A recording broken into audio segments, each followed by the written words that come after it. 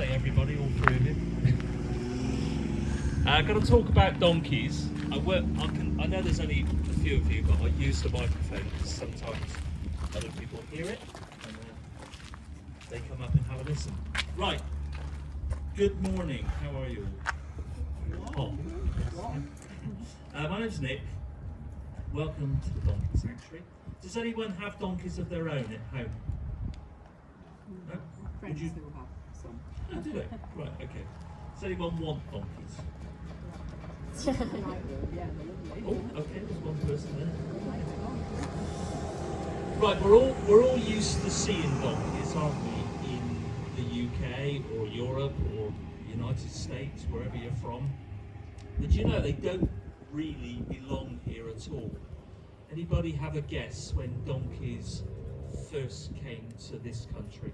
Did the Romans bring them over? Yeah, well done. It was And the rabbits. Romans.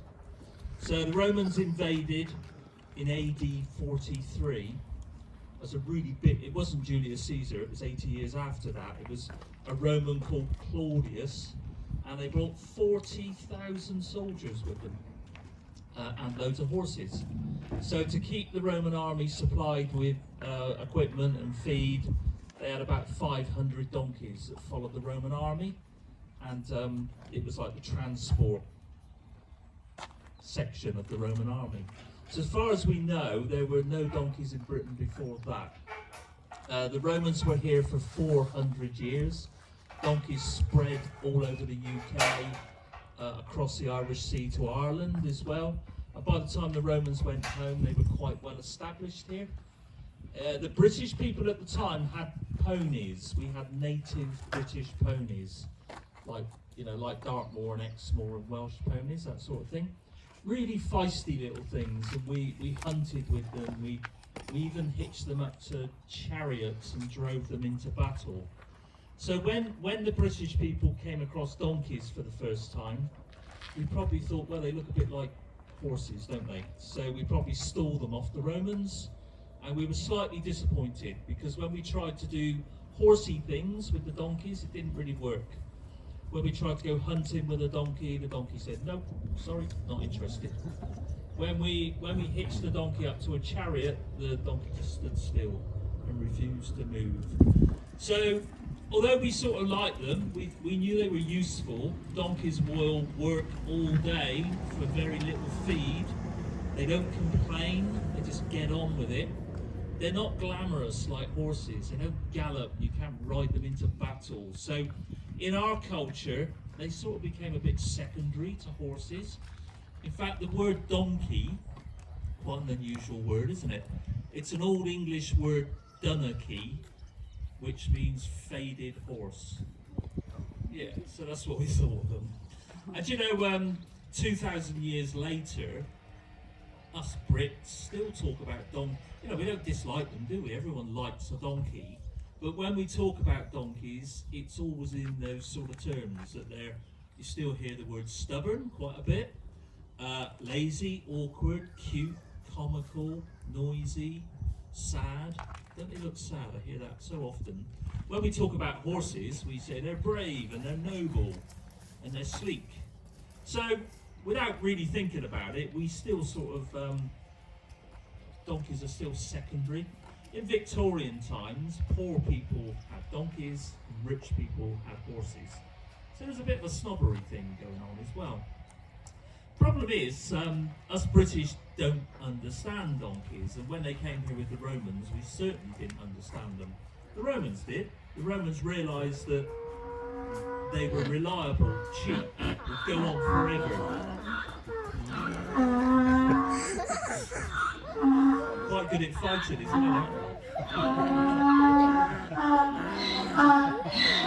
It's because I mentioned horses. Yeah, so there's a reason they're different than horses. It's because horses come from Russia originally. That's the earliest horses we found have been on the plains of what is now Russia and Ukraine. Horses are flight animals. Horses run away from danger because on the plains of Russia, if they ran away, there was almost more feed and more water. So horses run. That's why you can race them and jump them and ride them into battle. Donkeys didn't evolve on the plains of Russia. Donkeys evolved in Africa, in the hot, dry, dusty parts of Africa. So if you were being, and that was only 6,000 years ago. Donkeys were wild 6,000 years ago. If you're living in the hot, dry, dusty parts of Africa, no point in running, because you run away from your food and your water, and you're going to get caught anyway. So donkeys fight, and you can see they're pretty good at that, aren't they? They're play fighting at the moment. If they weren't, they would be running away. You know, you can see them. Well, I hope they're play fighting, but they're quite good at fighting. If a dog got in there now, they would do that with it. They would chase it and kill it if they could. So donkeys aren't flight animals. Donkeys are fight animals. They're not stubborn. They're just different than horses. So when you come to work with donkeys, you have to have a different attitude, really. You know, horses you need to be confident and assertive with, because they pick up on your confidence. Donkeys pick up on your attention. So if you get all upset with a donkey and angry with a donkey, it assumes that something dangerous is about to happen. So the only way to get on with donkeys is to really relax and chill out, which is quite good for us humans, because we're pretty unchilled animals.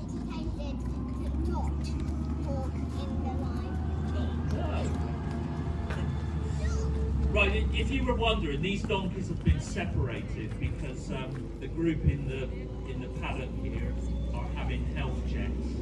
But they don't like being separated. That's what a lot of you can see they're looking quite anxious, aren't they? Donkeys are very social creatures. Most of our donkeys have a friend, but these donkeys in here haven't been separated from their friends, because that would be wrong. If you separate a donkey from its friend, it can get really, really stressed. They can get so stressed they stop eating. They get something called hyperlipemia, and they can actually die of that within a few days. So 90% of our donkeys, we call them a bonded pair. Believe it or not, these two that are fighting are a bonded pair. That does happen occasionally. And so if one of the donkeys has to go to hospital, the other donkey that isn't sick has to go with it. And they bond for life. You do occasionally get sort of quite dramatic changes in friendships as well. We've got a couple of miniature donkeys in the main herd called William and Harry. They used to be friends, but they don't really speak anymore. There's a donkey called Megan. I don't know if that's got anything to do with it, but who knows. Yeah, so when you get your donkey one day, please get two. Never keep a donkey on its own. It's really cruel. You can actually see, can't you? If you look around the field here, the donkeys are roughly in pairs, aren't they? Can you see that? So that is the bonded pairs. Ruby, the big black donkey over there, she quite likes people. She stands by the fence all day and ignores her friends. So some of them are more bonded than others, like us. Sometimes they bond with other animals.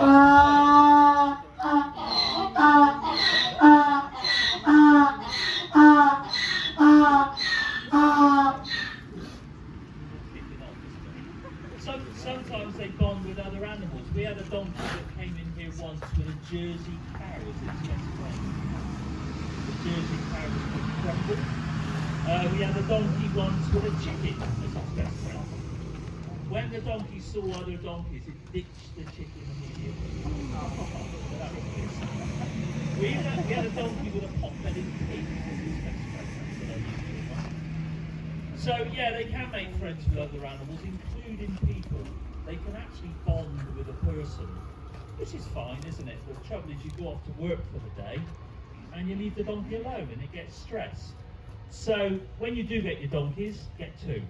If you have donkeys from us, you have to have 2 or 4 or 6. Right? Or as many as you like, really. We've currently got 2,000 donkeys that live in private homes. called the guardianship scheme. You do need 1 acre of land. You need a shelter because donkeys don't like the rain. Donkeys come from Africa, remember. It doesn't rain much there, does it? So they're not designed to deal with the rain. When it rains, they get wet and they stay wet. Whereas horses have like oil in their coat to protect them from the rain. So if you went up on Dartmoor, you see those ponies up there, don't you? They can stand in the rain all day. If you put a donkey on Dartmoor, it wouldn't survive the winter. It would get very, it would get sick really, because they should live in Africa. If you imagine putting a zebra up on Dartmoor, you'd expect it to be really unhappy, wouldn't you? So donkeys and zebra, they come from the same places really. But if you look at some of the donkeys, they've got stripes on their legs. Have you noticed that? I'm not sure if any of these have actually. When you're looking around today, some of the grey donkeys have really good black stripes on their legs. So maybe donkeys and zebras were the same creature at some point in evolutionary history. All donkeys have a cross on their back. You can't see it on all of them, but it's there. See that one over there? You can see the cross on his back. It's called a dorsal cross and a dorsal stripe. And every single donkey has a cross on its back. Even the dark one here, if you shaved his hair off, you would see it in the pigment of his skin. Wonky here is wearing a red collar. That means he's a male donkey, castrated male. If you see a donkey with a yellow collar, it's a female donkey. If you see a donkey without a collar, it's fallen off. Right, anyone got any questions about donkeys so far? What happens if one of the partner comes dies?